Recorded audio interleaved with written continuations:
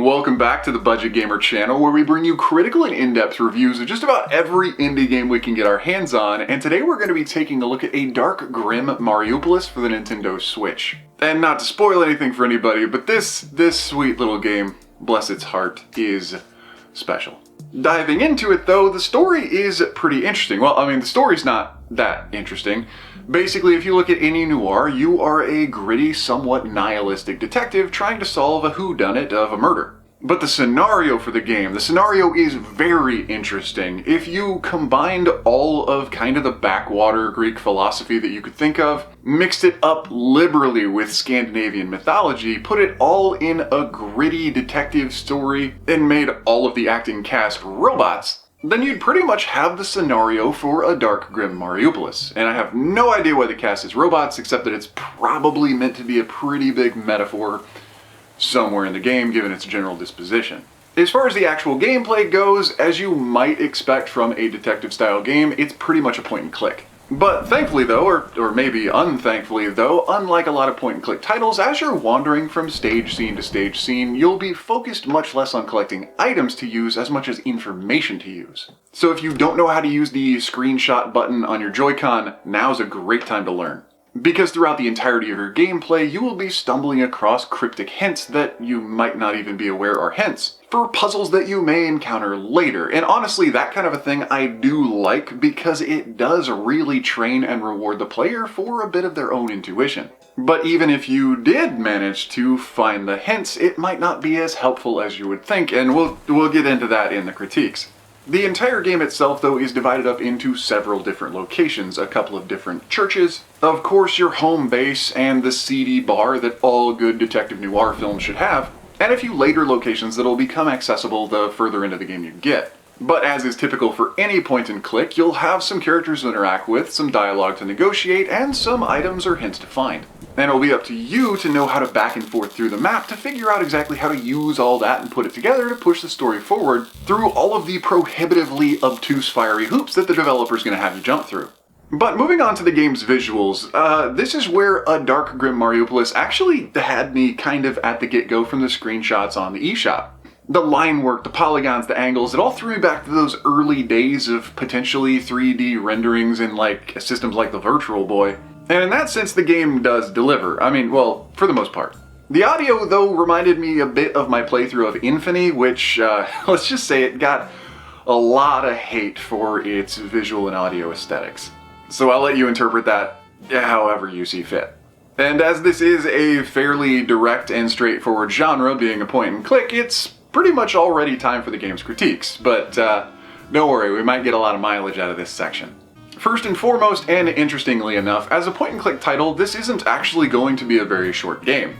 It's not that there's a whole lot of locations or even a whole lot of puzzles to solve, but actually solving those puzzles and pushing the story forward is one of the game's biggest critiques, and for two reasons. One, as I've already kind of offhandedly mentioned, is that the puzzles in the game seem more like fiery hoops, just intended to stifle your progress. The hints and information that you're given to work with is incredibly obtuse, and kind of seem reminiscent of those logical puzzles that, unless you already know how to solve them, you won't really know how to solve them.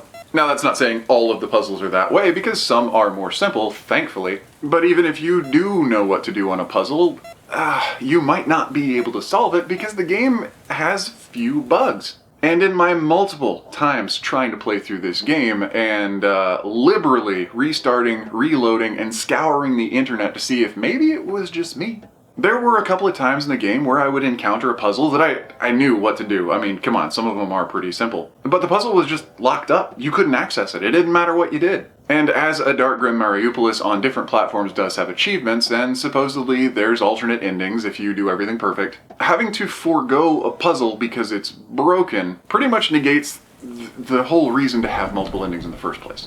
But thankfully, the developers did realize how difficult some of these puzzles can be to solve, so they did throw in a bit of a hint mechanic. And this is actually one of the game's second critiques. The little hint fish up at the top right corner of the screen, which can be accessed by pressing the X button, doesn't really do much more than possibly suggest that you should be in a certain stage of the game.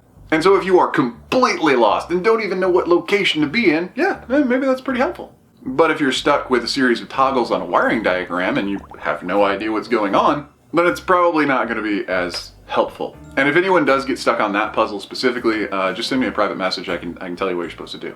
But moving on to the game's next critique, and this is especially for gamers who are more fans of stories, possibly a really big one. And that is, as I mentioned before, the tone of the game itself. It is incredibly convoluted and nihilistic. And unless you have a real thick skin as a gamer, there might be some things in there that are going to offend you. And I don't mean to throw up a total snowflake warning because, obviously, I couldn't care less because it's a video game. But there's a lot of hate and a lot of apathy, and I think the developer may have been going through something. So just get ready for it.